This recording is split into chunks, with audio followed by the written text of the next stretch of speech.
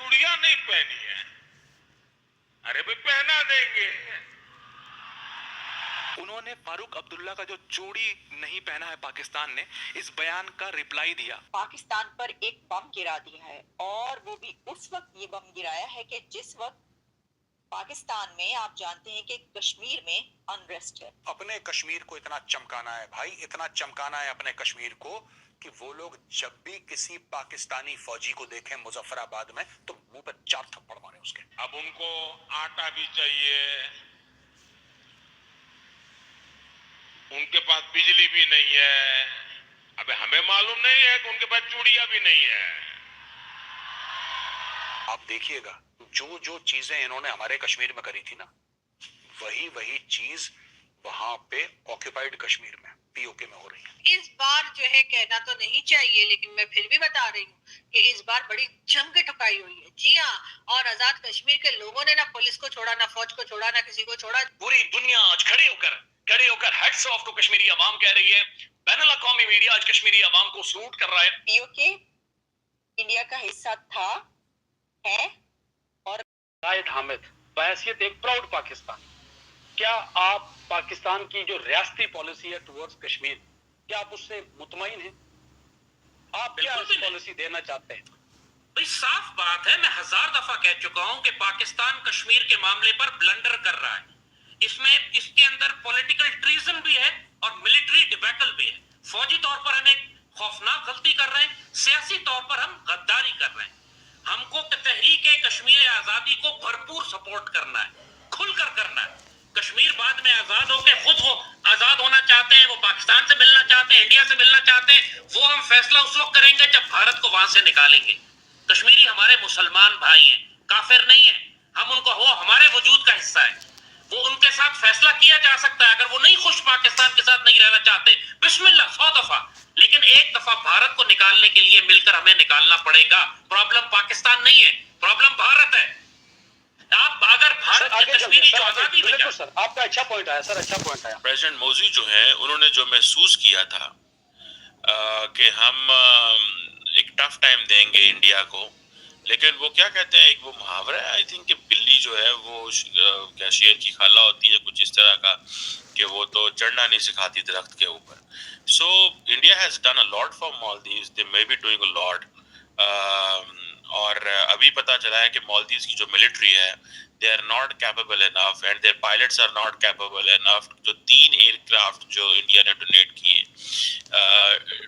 ये मालदीव्स के defence minister गसन मोमोन जो है, उन्होंने ये कहा है। मतलब आप ये देखें कि जो तकरीबन 76 जो इंडिया के डिफेंस के लोग थे वो मालदीव छोड़ कर चले गए। ये बहुत बड़ी कमजोरी है कि आपको अगर एक मुल्क ने इंफ्रास्ट्रक्चर दिया, आपको चीजें दी, and then you are not capable enough कि आप उनको चला ही सकें, आप उनसे कुछ हासिल कर सकें। ठीक है, मतलब कितनी अजीब सी बात है। मुझे तो इस बात की समझ नहीं आई, हाउ कम ये इतनी जल्दी क्या थी मालदीव्स के प्रेसिडेंट मौजू को कि वो इंडियन सोल्जर्स को कह रहे हैं कि मुल्क छोड़ के चले जाओ। क्या ये चाइना का प्रेशर था? क्या इंडिया को टफ टाइम देना इसका मकसद था? कि आपकी तो लेबर फोर्स भी अभी तैयार नहीं है कि वो कोई जहाज, वो F-16 या कोई वो नहीं है, कोई बहुत बड़े कोई जहाज नहीं है, छोटे जहाज हैं, छोटे से मतलब थोड़े से 2-4 लोगों को बैठने वाले हैं। लेकिन क्वेश्चन ये है कि अब ये जो मालदीवियन जो सोल्जर्स हैं, वो मालदीव की जो नेशनल डिफेंस फोर्स है, वो अगर 3 एयरक्राफ्ट भी ऑपरेट नहीं कर सकती तो why don't they invite Chinese? ठीक है जी। अब हो सकता ये है कि इंडियंस ने क्या किया हो कि इंडियंस को पता हो कि मालदीव्स की जो लीडरशिप है वो हमारे साथ थोड़ी सी स्लो चल रही है, उस तरह कोऑपरेट नहीं कर रही, तो उन्होंने भी अपने ट्रेनिंग प्रोसेस स्लो कर दिए हों कि एटलीस्ट कि हमारे लोगों को कल को ट्रेनिंग देने के लिए ये जो इंडियन है वो शायद उनको रखा जाए। मतलब ये कि हो सकता है कि इंडिया ये कहता हो कि अपना जो ट्रेनिंग प्रोसेस है स्लो करें। स्लो करने से ये होता है कि हम उनका अगर कुछ ऐसा मालदीव्स की गवर्नमेंट फैसला करना चाहती है तो वो इस सिचुएशन को देखते हुए कि हमारे लोग तो कैपेबल भी नहीं है तो वो कर ले। लेकिन देन ये कोई बहुत बड़ी बात नहीं है, वो कहीं और भी जाके ट्रेनिंग ले सकते हैं, वो बहुत सारे लोगों को बाहर से भी मंगवा सकते हैं। लेकिन क्वेश्चन ये है कि अगर वो जहाज डोनेट इंडिया ने किए हैं तो ट्रेनिंग भी इंडिया से आनी चाहिए।